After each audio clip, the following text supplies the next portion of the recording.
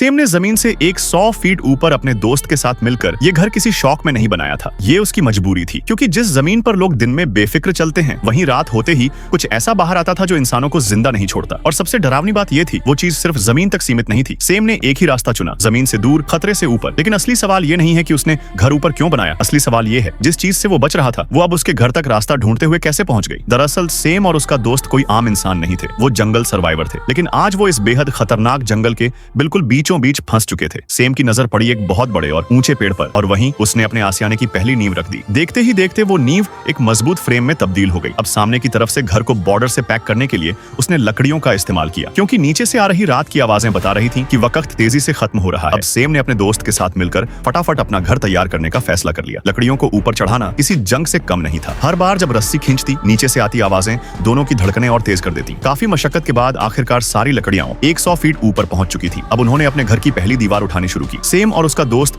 कोई डरने वाले इंसान नहीं थे, और आज उनके आत्मविश्वास ने ठान लिया था कि इस जंगल के बीच वो अपने लिए एक सुरक्षित आशियाना बनाकर ही दम लेंगे। देखते ही देखते दोनों ने मिलकर एक मजबूत और शानदार दिखने वाला घर का सेफ फ्रेम तैयार कर लिया। अब बारी थी सबसे अहम हिस्से की, दरवाजे और खिड़की। सेम ने बिना एक पल गंवाए एक छोटी सी विंडो और एक मजबूत गेट फिट कर दिया। जब आखिरी लकड़ी अपनी जगह पर लगी तो दोनों ने एक दूसरे की तरफ देखा। आज सेम और उसके दोस्त ने सिर्फ एक घर नहीं बनाया था, उन्होंने ये साबित कर दिया था कि जब दो दोस्त एक साथ खड़े हों तो सबसे खतरनाक जंगल भी उन्हें रोक नहीं सकता। दोस्ती के लिए सब्सक्राइब करो, क्योंकि आगे की रात अब शुरू होने वाली है।